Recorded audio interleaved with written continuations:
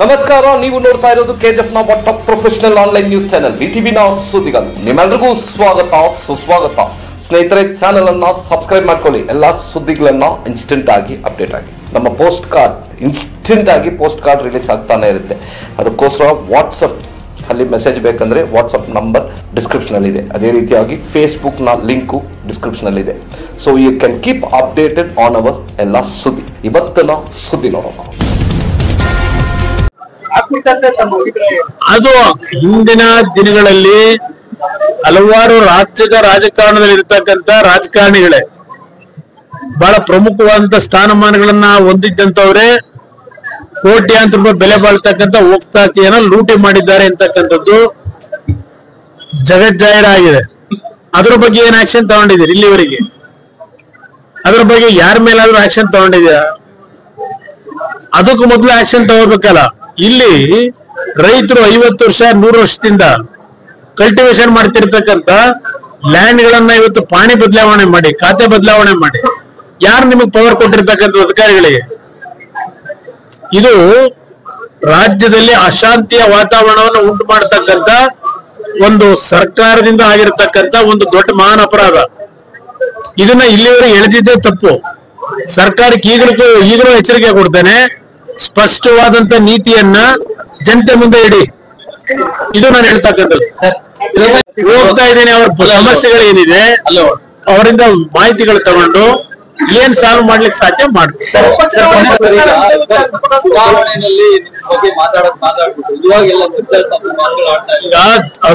ಈಗ 23ನೇ ತಾರೀಕು ಫಲಿತಾಂಶ ಬರಲಿ ನಿಧಾನಕ್ಕೆ ಮಾತಾಡೋಣ. ಅವರವರಿಗೆ ಬಿಡ್ತೀನಿ ಯಾರ್ಯಾರು ಏನ್ ಮಾತಾಡಿದೀವಿ ಅವರವರಿಗೆ ಬಿಡೋಣ. ಕಾಲ ಎಲ್ಲದಕ್ಕೂ ಉತ್ತರ ಕೊಡುತ್ತೆ. ಏನು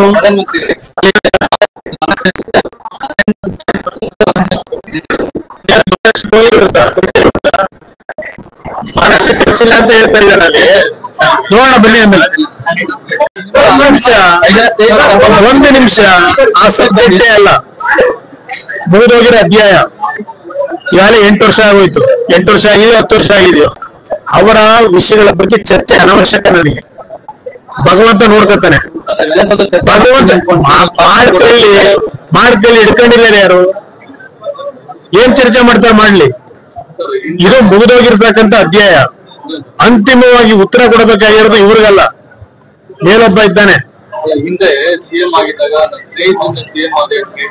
ಯಾರು ನಾನೇ ಯಾವಾಗ ಹೇಳಿದ್ದೀನಿ? ಅವರಿಂದಾಗಿದೆ ನಾನು ಮುಖ್ಯಮಂತ್ರಿ. ಅವ್ರು ಹೇಳ್ಕೊಂಡಿರೋದು ನಾವು ಮುಖ್ಯಮಂತ್ರಿ ಮಾಡಿದ್ದೇವೆ ಅಂತ ಇದೆ.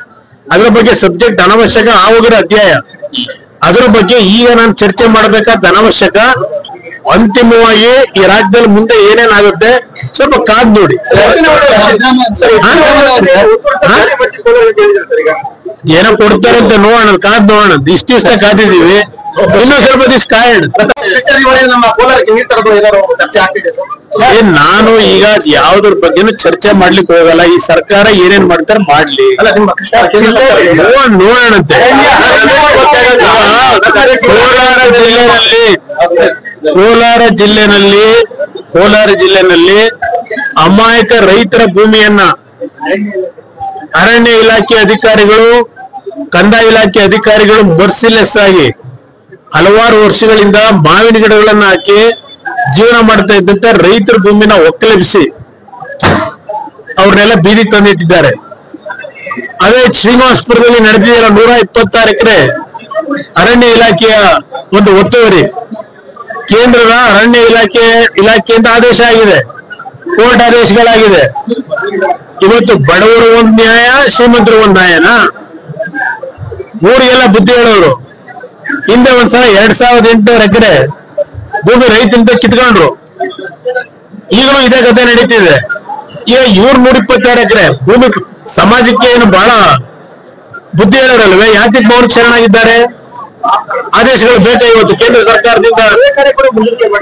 ಅದನ್ನೆಲ್ಲ 6ನೇ ತಾರೀಕಿಗೆ ಏನ್ ಫಿಕ್ಸ್ ಮಾಡಿದ್ರು, ಗೈಡ್ ಲೈನ್ಸ್ ಕೊಟ್ಟಿದ್ದಾರೆ. ಇಷ್ಟು ದಿವಸದಲ್ಲಿ ತನಿಖೆ ಮಾಡಿ, ಸರ್ವೆ ಮಾಡಿ ಭೂಮಿಯನ್ನ ಅರಣ್ಯ ಇಲಾಖೆ ವಶಪಡಿಸ್ಕೋಬೇಕು ಅಂತ ಹೇಳಿ. ನಿಮ್ಮ ಅರಣ್ಯ ಇಲಾಖೆ ಮಂತ್ರಿ ಎಲ್ಲಿದ್ದಾರೆ? ಅಲ್ಲೆಲ್ಲ HMT ಅಂತೆ ಇದ್ಯಾವ್ದು ಹಿಡ್ಕೊಂಡು ಇನ್ನು ಭಜನೆ ಮಾಡ್ಕೊಂಡು ಕೂತವ್ರಲ್ವೇ? ಇಲ್ಲೇನ್ ಮಾಡಿದ್ದಾರೆ? ಯಾತಕ್ಕೆ 6ನೇ ತಾರೀಕು ಫಿಕ್ಸ್ ಆಗಿದ್ದ ಟೈಮ್ ಅನ್ನ ಮುಂದಕ್ಕೆ ಯಾರು ಹಾಕಿದ್ದು? ಯಾತಕ್ಕೆ ತಾಂತ್ರಿಕ ದೋಷ? ನಿನ್ನೆ ಮೌಖಿಕವಾಗಿ ನಿಮ್ಮ ಕಂದಾಯ ಮಂತ್ರಿಗಳು ಏನ್ ಹೇಳಿದ್ದಾರೆ? ಏನ್ ದೇಶದ ಬುದ್ಧಿ ಹೇಳೋರು ಒಬ್ಬರೇ ಬುದ್ಧಿವಂತರಲ್ವೇ? ಸರ್ಕಾರದ ಆದೇಶಗಳಿದೆ, ಅದೆಲ್ಲವನ್ನ ಇವತ್ತು ಬದಿಗಿಟ್ಟು ಇವತ್ತು ಯಾವ ರೀತಿ ರಕ್ಷಣೆ ಕೊಟ್ಕೊಂಡು ಹೊರಟಿದ್ದೀರಿ? ಕಷ್ಟಪಟ್ಟು ಜೀವನ ಮಾಡ್ತಕ್ಕಂಥ ರೈತರ ಒಂದ್ ನ್ಯಾಯ, ಇಲ್ಲಿ ಲೂಟಿ ಮಾಡಿದ್ರೆ ಒಂದ್ ನ್ಯಾಯ ಕೊಡ್ತೀರಾ? ಇದಕ್ಕೆ ಬೆಲೆ ತರಬೇಕಾದ ಕಾಲ ಬರುತ್ತೆ, ಕಾದ್ ನೋಡಿ. ಸುಮಾರು 11 ಲಕ್ಷ ಪಡಿತರ ಚೀಟಿಗಳನ್ನ ಬಿಪಿಎಲ್ ಇಂದ ಎಪಿಎಲ್ಗೆ ಬೈಫರ್ಕೇಶನ್ ಮಾಡ್ತಕ್ಕಂಥ ಕೆಲಸಕ್ಕೆ ಕೈ ಹಾಕಿದ್ದಾರೆ. 11 ಲಕ್ಷ ಕುಟುಂಬಗಳಿಗೆ ಬಿಪಿಎಲ್ ಕಾರಣ ಸವಲತ್ತುಗಳನ್ನ ಇವತ್ತು ತೆಗೆಯತಕ್ಕಂಥ ನಿರ್ಧಾರ ಈ ಸರ್ಕಾರದ ನಡವಳಿಕೆಗಳನ್ನ ಇವತ್ತು ಜನತೆ ಪ್ರಶ್ನೆ ಮಾಡ್ತಕ್ಕಂಥ ಸಮಯ. ಇಷ್ಟು ದಿವಸ ಇಲ್ಲದೆ ಇದ್ದಿದ್ದು ಈಗ ಇದು ಯಾವ್ದಕ್ಕೆ ಪ್ರಾರಂಭ ಮಾಡಿದ್ದೀರಿ? ಕೇಂದ್ರ ಸರ್ಕಾರದಿಂದ ನಿಮಗೆ ಕೊಡ್ತಕ್ಕಂಥ ಅಕ್ಕಿಯನ್ನ ಏನು ಎಲ್ಲೂ ಕಡಿತ ಮಾಡಿಲ್ಲ. ನೀವೇನು ಇಲ್ಲಿವರೆಗೆ ಮಾಹಿತಿ ಕೊಟ್ಟಿದ್ದೀರಿ, ಕೇಂದ್ರ ಸರ್ಕಾರ ಅಕ್ಕಿಯನ್ನು ಕೊಡ್ತಾ ಇದ್ದಾರೆ. ಇವತ್ತು ಬಿಪಿಎಲ್ ನಿಂದ ಎಪಿಎಲ್ ಗೆ ಕನ್ವರ್ಟ್ ಮಾಡೋದ್ರಿಂದ 11 ಲಕ್ಷ ಕುಟುಂಬದ ಮೇಲೆ ಆಗ್ತಕ್ಕಂಥ ಪರಿಣಾಮಗಳು, ಇದ್ರ ಬಗ್ಗೆ ಏನಾದ್ರು ಯೋಚನೆ ಮಾಡಿದ್ದೀರಾ? ಆಹಾರ ಸಚಿವರು ಹೇಳ್ತಾರೆ ಎಪಿಎಲ್ ನಲ್ಲೂ ನಾವು ಅವರಿಗೆ ಅಕ್ಕಿ ಕೊಡ್ತಕ್ಕಂಥ ಕಾರ್ಯಕ್ರಮ ಇಟ್ಕೊಂಡಿದ್ದೀವಿ ಅಂತ ದುಡ್ಡು ಕೊಡ್ಬೇಕಲ್ಲ, ದುಡ್ಡು ಕಟ್ಟಬೇಕಲ್ಲ ಅದಕ್ಕೆ ಎಪಿಎಲ್ ಕಾರ್ಡ್ನವ್ರಿಗೆ.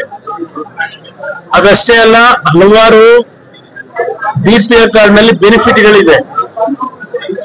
ಆ ಬೆನಿಫಿಟ್ ಗಳನ್ನ ನೀವು ತೆಗೆದುಹಾಕೋದ್ರಿಂದ ಆ ಕುಟುಂಬದ ಮೇಲೆ ಹೊರೆ ಎಷ್ಟಾಗಬಹುದು, ಇದ್ರ ಬಗ್ಗೆ ಚಿಂತೆ ಮಾಡಿದ್ದೀರಾ? ಇನ್ನೇ ಬಂದಿರ್ತಕ್ಕಂಥದ್ರಲ್ಲಿ ಇದೇ ಒಂದು ಕಾರಣಗಳು. ಯಾಕೆಂದ್ರೆ ಇಲ್ಲಿ ಸರ್ಕಾರ ಅವರು ಕೊಟ್ಟಿರ್ತಕ್ಕಂಥ ಮಾತನ್ನ ಉಳಿಸ್ಕೊಳ್ಳಿಕ್ಕೆ ಹಲವಾರು ರೀತಿಯ ಸರ್ಕಾರದ ಮೇಲೆ ಹೊರೆ ಏರ್ಬಿಡ್ತಾ ಇದೆ. ಅದಕ್ಕೆ ಕೆಲವು ಸಬೂಬುಗಳನ್ನ ಹೇಳಿ ಎಷ್ಟು ಅದನ್ನು ಕಡಿತಗೊಳಿಸಬೇಕು ಕಡಿತಗೊಳಿಸಿ ಪ್ರಯತ್ನ ಪಡ್ತಾ ಇದ್ದಾರೆ. ಏನ್ ನನ್ನ ಅಭಿಪ್ರಾಯದಲ್ಲಿ ಗ್ಯಾರಂಟಿ ಯೋಜನೆಗಳೇ ಎಫೆಕ್ಟ್ ಏನಿಲ್ಲ ಗ್ಯಾರಂಟಿ ಯೋಜನೆಗಳಿಂದ. ಯಾಕೆಂದ್ರೆ ಗ್ಯಾರಂಟಿ ಯೋಜನೆಗೆ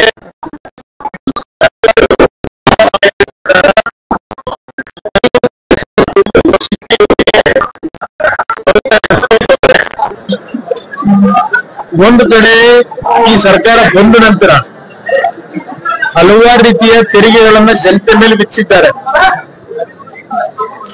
ಹಲವಾರು ರೀತಿಯಲ್ಲಿ ತೆರಿಗೆಯನ್ನು ವಿಧಿಸಿ ಅದರಿಂದ ಬರ್ತಕ್ಕಂಥ ಲಾಭ ಎಲ್ಲಿ ಹೋಗ್ತಾ ಇದೆ, ಆ ದುಡ್ಡು ಎಲ್ಲಿ ಹೋಗ್ತಾ ಇದೆ? 52,000 ಕೋಟಿ ಅಂತಕ್ಕಂಥದ್ದನ್ನ ಇವರು ಇದು ಗ್ಯಾರಂಟಿ ಕಾರ್ಯಕ್ರಮಕ್ಕೆ ನಾವು ಉಪಯೋಗ ಮಾಡ್ತಿದೀವಿ ಅನ್ನೋದು ಬೇರೆ.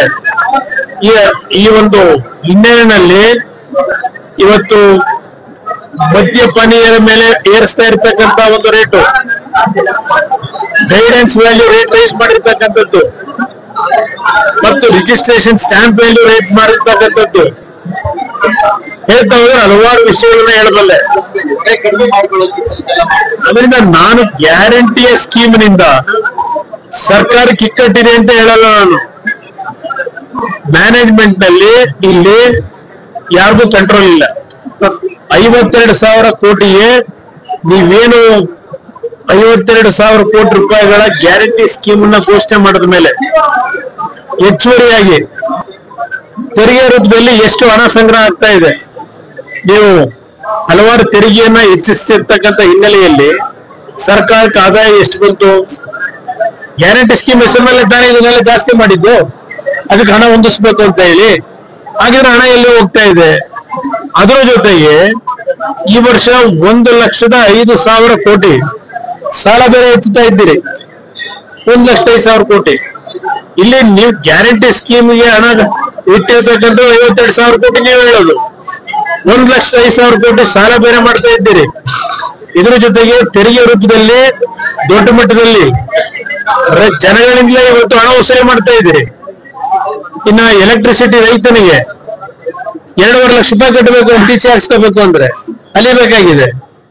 ಯಾವ ಬಾಬ್ತಿನಲ್ಲಿ ನೀವು ಯಾವ ರೀತಿನಲ್ಲಿ ತೆರಿಗೆಯನ್ನ ಇವತ್ತು ಹೆಚ್ಚಿಸ್ಕೊಳ್ಳಿಕ್ಕೆ ಜನಸಾಮಾನ್ಯರ ಮೇಲೆ ಏರಿಕೆ ಮಾಡಿದ್ದೀರಿ. ಅದರಿಂದ ಇಲ್ಲಿ ಗ್ಯಾರಂಟಿ ಸ್ಕೀಮ್ ನಿಂದ ಸರ್ಕಾರ ದಿವಾಳಿ ಆಗಿದೆ ಅಂತ ನಾನು ಹೇಳಕ್ ತಯಾರಾಗಿಲ್ಲ. ಈ ಸರ್ಕಾರ ಕೆಲಸ ಮಾಡ್ತಕ್ಕಂಥದ್ರಲ್ಲಿ ಸರ್ಕಾರದ ಖಜಾನೆಯನ್ನ ಸ್ವೇಚ್ಛಾಚಾರವಾಗಿ ಇವತ್ತು ದುರ್ಬಳಕೆ ಮಾಡ್ತಾ ಇರೋದ್ರಿಂದ ಈ ಒಂದು ಸಂಕಷ್ಟಗಳನ್ನ ನಾವು ಕಾಣ್ತಾ ಇದ್ದೇವೆ ಅನ್ನೋದು ನನ್ನ ಅಭಿಪ್ರಾಯ. ನಮ್ಮ ರಾಜ್ಯದಲ್ಲಿ ಏನೇನಾಗಿದೆ ನೋಡ್ಲಿ ಅಂತ ಒಂದು ಸವಾಲ್ ಹಾಕಿ. ಅಯ್ಯೋ, ಅವರು ಬಂದು ನೋಡ್ಬೇಕಾಗಿಲ್ಲ, ನಾವೇ ದಿನ ನೋಡ್ತಾ ಇದೀವಲ್ಲ. ಪ್ರಧಾನಮಂತ್ರಿಗಳು ಬಂದಿಲ್ಲ, ನೋಡ್ಬೇಕಾಗಿಲ್ಲ. ಪ್ರತಿನಿತ್ಯ ಏನ್ ನಡೀತಿದೆ ನಾವೇ ದಿನ ನೋಡ್ತಾ ಇದೀವಲ್ಲ. ಆಗ್ಲಿ, ದೇಶದ ಕಾನೂನು ವ್ಯವಸ್ಥೆನಲ್ಲಿ ಏನು ಬೇಕಾದ್ರೂ ಆಕ್ಷನ್ ತಗೊಳ್ತಕ್ಕಂಥದ್ದಕ್ಕೆ ಡಾಕ್ಟರ್ ಬಾಬಾ ಸಾಹೇಬ್ ಅಂಬೇಡ್ಕರ್ ಅವರು ಎಲ್ರಿಗೂ ಒಂದು ಸಂವಿಧಾನದಲ್ಲಿ ಶಕ್ತಿ ಕೊಟ್ಟಿದ್ದಾರೆ.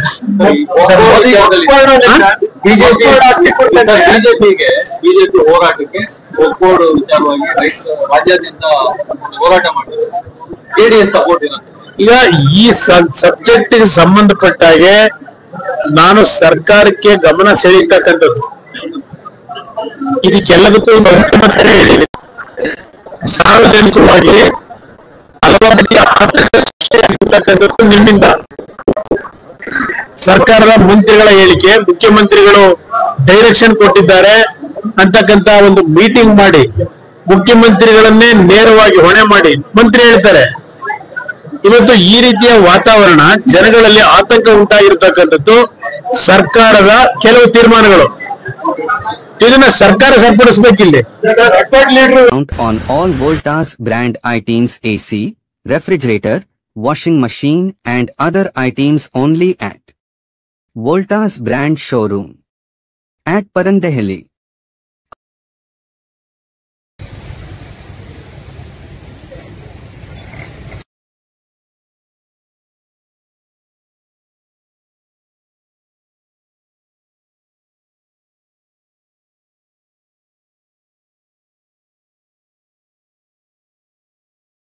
For all NCERT, CBSE textbooks, guides, PUC, ITI, BE textbooks, guides and classmate notes, and for all the types of stationery available only at Satya Bookstore, opposite to Karur Vaishya ATM, Aladamara, Bemmal Nagar, KGF. For more details, contact 8073962145. 100% pure and clean. No compromise. Best quality. Family restaurant. 100% Ambur and Dindikal style biryani. 100% Venus biryani. Near Government Maternity Hospital, Maharaja Road, Robertson Peak.